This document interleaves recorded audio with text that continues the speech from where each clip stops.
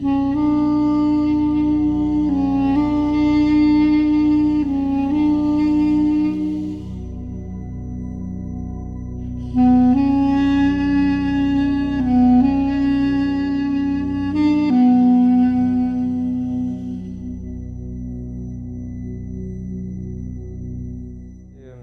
name is Hussein Abu Hamida. I'm 35 years old. I am a Palestinian refugee from Syria. I was born and raised in Aleppo. I am the eldest son for my family. My parents, they are doctors, and they worked in Syria until we left. When the Arab Spring started in Tunisia in 2010, you could feel that tension building up when the Arab Spring was moving from one country to another. And there were like some whispers about what if this happened, what if that happened, maybe it will also start in Syria. Can we make a difference? Things happened, small gatherings, small protests here and there, but in Daraa there was like a big protest because of something big happened. Some phrases written on a schoolyard wall, and then they were like something like against the regime, and then they arrested children. I remember, like of age between 8, 10, 11. Some of them, they were tortured to death, and that's what was the spark for like big protests in Daraa. And it started there in Daraa and then quickly moved to the other cities. I remember very well the first protest I have participated in Aleppo. We went to the prayers, and then when the prayers were finished, were done, someone could shout something like, for example, Allahu Akbar, and that was enough for the rest to know, well, this is the sign, and everyone will repeat that phrase. We were like shouting phrases, for example, that we want change, we want democracy, we want freedom, but it didn't even last more than 1 minute, because as I knew that there was a protest in that mosque, also the security and security branches and policemen, they also knew that this is going to happen, and they were waiting outside of the mosque, waiting for us to shout or whatever we do to break into the mosque and then arrest, hit, even kill everyone in the mosque. Even the ones who didn't want to participate, they were just praying and want to leave, they were at risk. I knew before we were going to the protest that it was dangerous. But we went anyway, because this is a historical chance that might not come again. This is our maybe only chance in our life to be closer to a future that makes more people feel happy. But of course it was scary when you are there. Most of the times they were shooting bullets at us, even without like a warning or anything. We were just in a protest in the street, and then we were being shot at. I saw a lot of people arrested in front of me when we were escaping. It was lucky that I was not killed. I was even more lucky that I was not arrested. I have a friend who his little brother, was arrested. For too many years, they hoped that he will come back. And then they were lucky to know where he was. And they were always asking about him. And they were telling them, he will get out after this. He might soon get out. And they lived years on that hope. And until 2017, they thought that he's alive. They were waiting for him to come out, and they were telling them that he will come out at some point. They figured out that he was sentenced to death and executed in 2014. 3 years of hope that they were waiting for their little child, and he was dead. He was not there, but he was dead for more than 3 years. This is why, for me and for a lot of people, being killed on the side is more peaceful than being held or taken as a prisoner by this brutal regime. In Syria, there is a law, all men above 18 years old has to go to and do the military service. So when you are finished with your studying, then you have a notice of kind of couple of months, and then you have to go to the military service afterwards. The reason why I didn't want to go to the military service, because first, I don't want to be a soldier. It meant that if I went to the military, I'll probably be sent to fight, to shoot civil people. And definitely that was not the side that I was standing with. So I got another big second reason why I don't want to go to the military service. But there is no escape from it in Syria. They are saying that I'm studying at this year and I can't be called to the military service.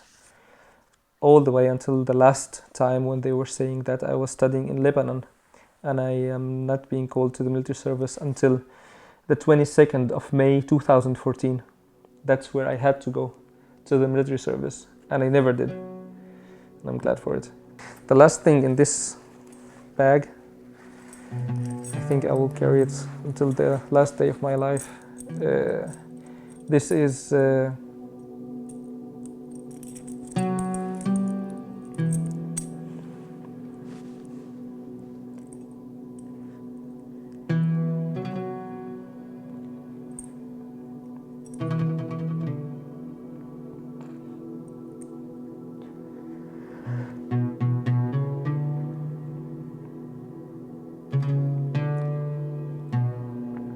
the keys to my home in Aleppo.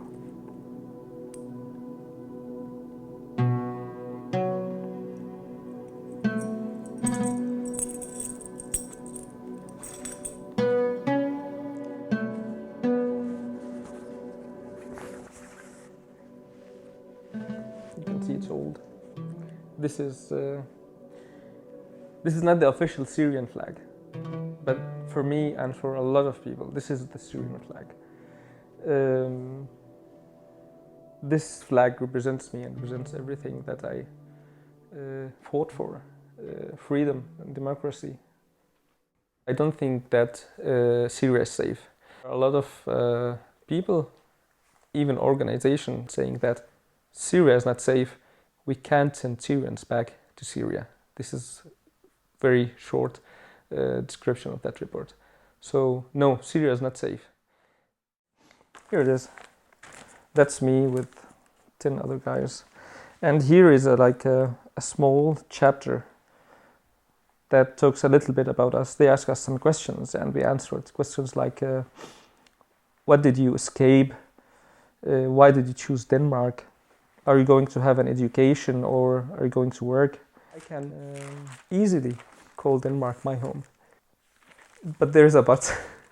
and this but is about that at the same time there are some political actions that makes me feel losing a little bit this attachment.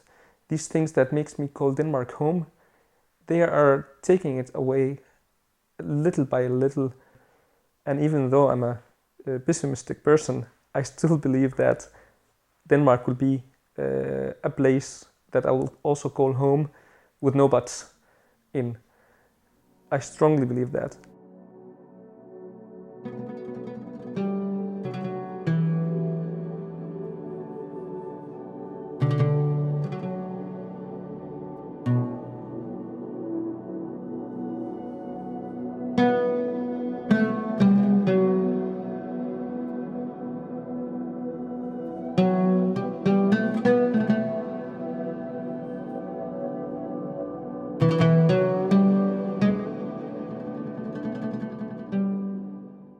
When I came to Denmark, I knew that I wanted to have an education, I wanted to get a work, and I wanted to be an active member of this society.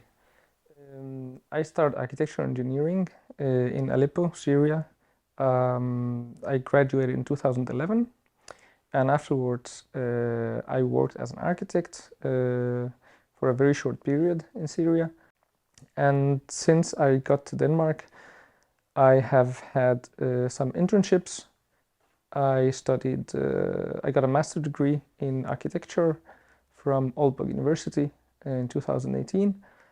And I got this job, which I have been in for 15 months, almost, a little bit more. I would say that the biggest challenge that faced me when I was looking for jobs, it was the language.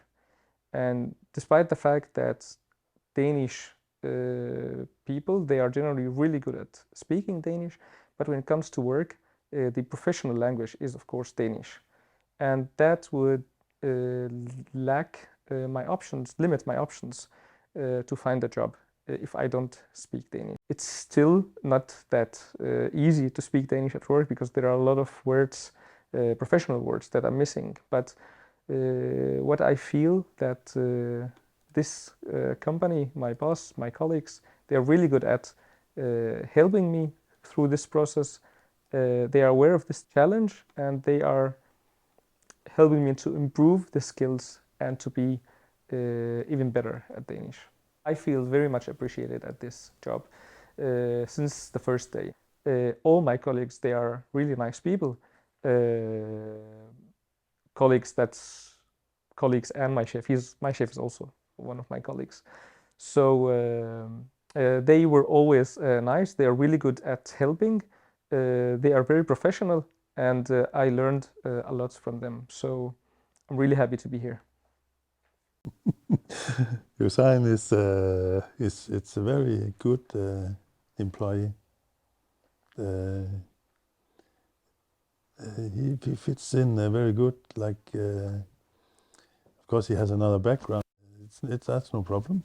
To work with Hussein is very easy. He's not giving me any more difficulties than working with other persons. Of course, we have difficulties because Danish is not his mother tongue, so writing, of course, but we can handle that. That's no problem. And the positive thing about Hussein is that he knows his limits, so he's good at asking for help, because that if he didn't did that, that would be a problem. So we help each other. When I look in my future and I think about what is the best scenario, how I would like things to be later in the future in 20 years, I first of all wish that my family and my children, my wife, my siblings, my parents, that they will all be in a good health, in a safe place, and that we can all visit each other. My working perspective, I just wish that I will be in a place where I have such a nice colleagues as the one that I have now. One last very important thing is that I wish and I hope that even before, way before than 20 years, that we will see justice brought to the Syrian victims, and that we will see the Syrian people ruling and having their own country by their hands and deciding their future, and that they are just like all other nations in the world, living in peace and in prospect, and no dictators will ever rule that land again.